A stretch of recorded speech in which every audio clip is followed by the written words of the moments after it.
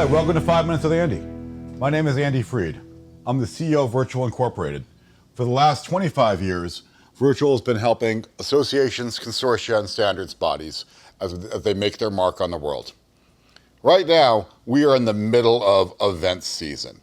That means we're helping clients with events all over the world, sometimes 2 or 3 per week as they're going on. Some of those are big conferences, some of those are smaller meetings, some of those might be an organization's presence at a larger trade show.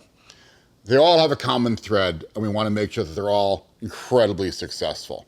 Now, first of all, you might be at those conferences and not even know that Virtual is a part of them. If that's the case, we've done our job well.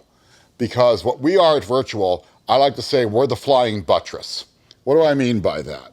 Well, if you've ever gone to Europe and seen the beautiful cathedrals of Europe like Notre Dame, they're held up by a flying buttress. You can't have an object of great beauty without the flying buttress that's behind the scenes supporting it. And that's what we try to do every day.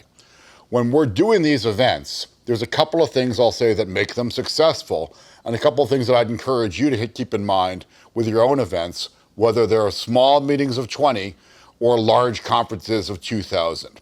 We've done about 12 to 1,500 of these over the last few years in 35 countries, and we've seen a couple of things that kind of are the common denominators of success. First is preparation. Every meeting that we do, whether it's a small conference, a small gathering, or a large trade show, we're thinking about the minute-by-minute details of what's going on. Where are people going to be? How does it all come together? That kind of preparation is so important for 2 reasons. One, it does help you prepare for and make things go well. But 2, that's also the secret to making sure that everybody at the conference can be at their best. If you've got a keynote speaker and you haven't prepared and thought about how is that keynote speaker going to get water on the stage if they get thirsty, you're not helping them be their best. If your answer to that is, well, we're going to have a water bottle on the stage, and that's going to be how they get their water. I don't know about you, but I am not old enough to open a water bottle without squishing it and getting water all over myself. I don't know what that age is, but it's not this age. So thinking about how you're doing that. Is there a water bottle on the stage? Has it been opened already? Can they pour it? Is it a pitcher of water? I've also never successfully poured a pitcher of water in my life. I certainly don't want to do that on stage in front of 1,200 people. If that's the case, I'm not going to be at my best. I'm thinking about that, or I'm not getting water. That kind of little preparation makes a big difference. The other issue on preparation, the second piece, is to expect the unexpected. We've been doing this for 25 years. We've had volcanoes that have disrupted air travel. We've had hurricanes that have canceled meetings. We've had power outages. We've had pandemics. We've had just about everything that can happen has happened at one of our meetings. The secret is to be prepared for all of those things. Ask yourself questions of what happens if things don't go the way we want? What's our plan B? The time to come up with that is on the lead into your meeting, not on site when you're standing there with things that haven't gone right. And the third piece is connection. The meeting isn't about you as the meeting planner. The meeting isn't even about your organization. The meeting is about the attendees. How do they connect with one another?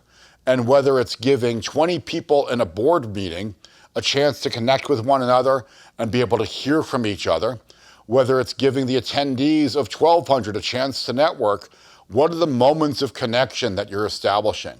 There's a reason that people still go to events. And I remember there was a time during the pandemic when everyone was saying that events will never happen again.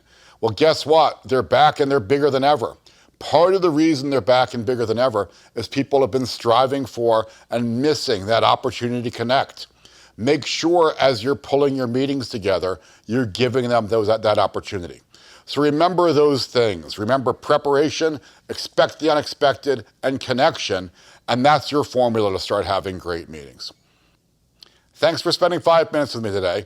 I hope you've enjoyed this, and make sure that you click like or subscribe on the screen below so that you can join us again.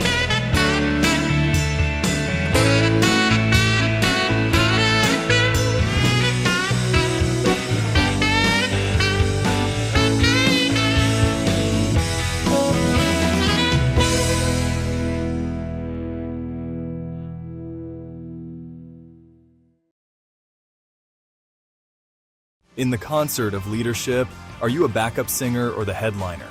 Every audience deserves rock star leadership. Lead like the boss, Andy Freed's guide to electrifying communication. Learn to inspire from boardroom to stadium. Pre-order now at leadliketheboss.com and unleash your inner boss.